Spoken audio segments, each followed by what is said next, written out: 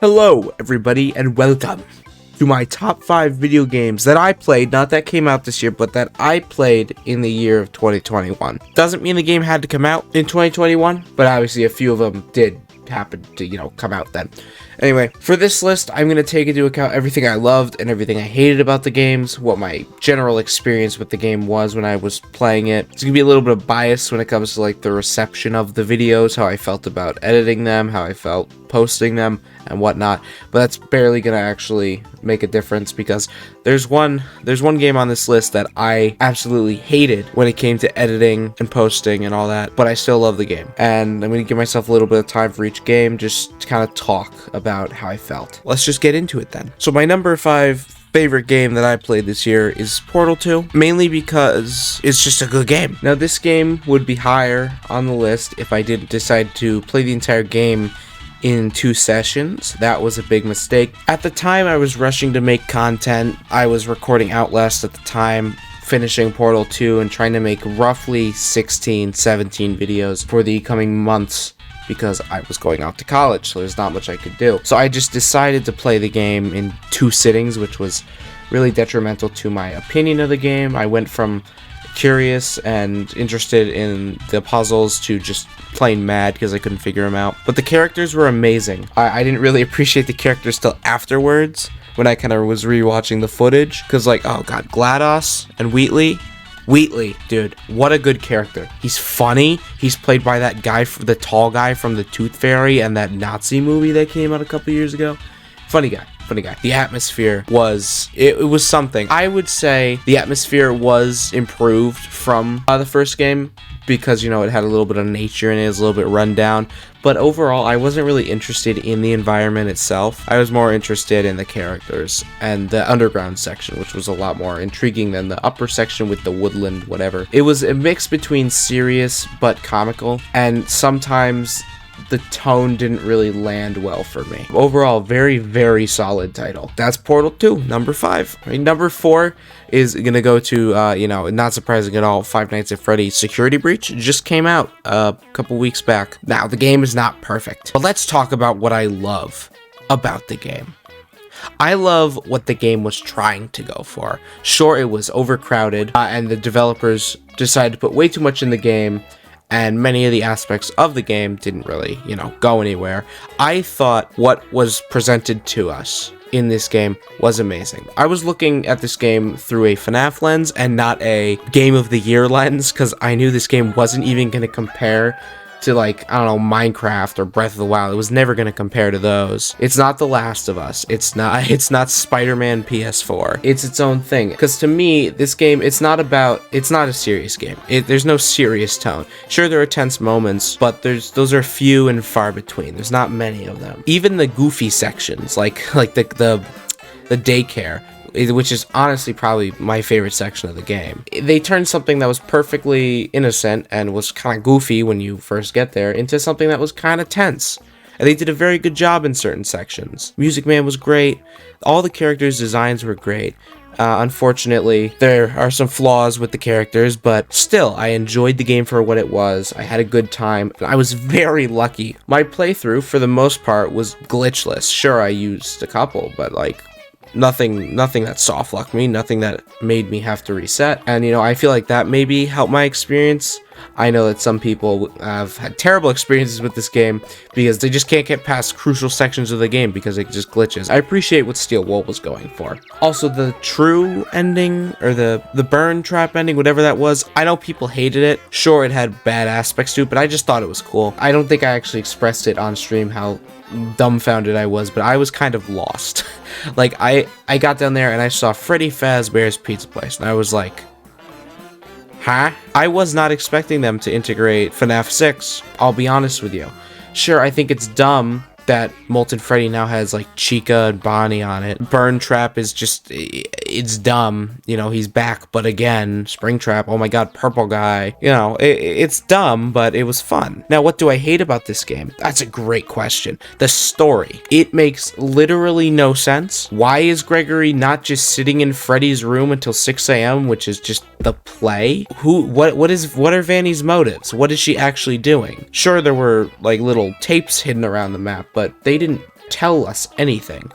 Vanny was just a throwaway character. They misled us with all the teasers and whatnot. She was everywhere. We thought she was going to be such a big threat when in reality, Chica was a bigger threat than her. And then, you know, Burn Trap appeared for like, what, 5 minutes? You know, it's Purple Guy. Come on, man. You can't just throw him away in 2 seconds. I mean, you can, but it's not recommended. I understand people's, you know, issues with that part of the game. And then, again, just the certain bugs and glitches. I'm going to move on now, but yeah, number 4 is Five Nights at Freddy's Security Breach. Now, number 3 on this list is going to go to Minecraft VR. And sure, this isn't an official game. It is a mod for Minecraft, but I did, you know, make a series on it. I consider this its own thing. Not because it's, you know, a different perspective. It is a different perspective, but it's more than just different perspective. It's a whole nother experience. You thought Minecraft, regular Minecraft, got a little spooky. You thought it was, you know, a little challenging sometimes when you're outside and there's skeletons shooting at you. Hardcore is hardcore, you know, it's difficult. You put yourself in VR, it is so much different. You're struggling just to use your own inventory. You're struggling to hit mobs. You're struggling to build because you can't really gauge how far you need to be to hit something or to break something. Everything looks massive. It really puts things into perspective. I know I keep using that word, but it's a really good word to describe this game. It's a perspective change. It was a very smooth experience. Sure, the VR was a little much to get used to. I got nauseous sometimes, but it happens in VR. But it is Minecraft at the end of the day. And I have played Minecraft for my entire life, but you know, this was just something so different that I thought I had to put it on this list. I didn't really hate much about it either. Obviously, I don't recommend playing in hardcore. It was cool to go to the Nether for a little bit, you know, build an underground house, make a farm, breed cows, shoot an arrow. It was just so cool. And the mechanics that they changed for this game, like with a bow and arrow, you actually have to, you know, draw the arrow or whatever it's called. That's cool. There were many mechanics that were changed to fit VR. It's just so much different. I keep saying it's different. It's a different perspective. You get the idea. It's fun, and if you have a VR headset, I highly recommend getting Vivecraft because it is so much fun. Even if you don't like Minecraft, I recommend you give it a try. So number 3 is going to be Minecraft VR. Now, number 2 may or may not come as a surprise. It doesn't for me because it's a great game. This is another VR game. God, I loved it so much. SCP Labrat. So last year, in my top 5 games of 2020, one of those games was SCP Containment Breach. SCP Containment Breach is a near perfect horror game in my opinion. And I still go back to it every once in a while, and I still get scared by it. It's an amazing horror experience. It's basically randomly generated, and the characters are just so cool. And this game is literally a carbon copy. SCP Labrat is basically SCP Containment Breach turned up to 11. Maybe even 12. Luckily, this game gives you a flashlight because this game is dark as hell, which really helps set the mood. It is a lot scarier than the original game, and that's again, that's not something to take light of. Seeing the actual scale of the facility, just like seeing the scale of Minecraft in VR, it's kind of eye-opening. You're put in the situation of this character, and you actually realize how terrifying this situation actually is. You've got literally like a 9-foot tall statue that you have to stare at so it doesn't move. You have a guy that you can't look at or he'll kill you. You have a guy who can literally like no clip through walls. Interacting with these characters in VR as opposed to on desktop is much scarier, and that's what I love about the game. The tone is amazing, the characters are still as good as they were in the original, and the gameplay is it's the same, but again in VR it's so much scarier, and there's a lot more you need to think about. And it's a resource management game in VR while you're trying to escape this dark facility from creatures who want to kill you and scare you a little bit. And on top of that, they're actually adding more SCPs than there were in the original game. So you know what, let's segue to the bugs.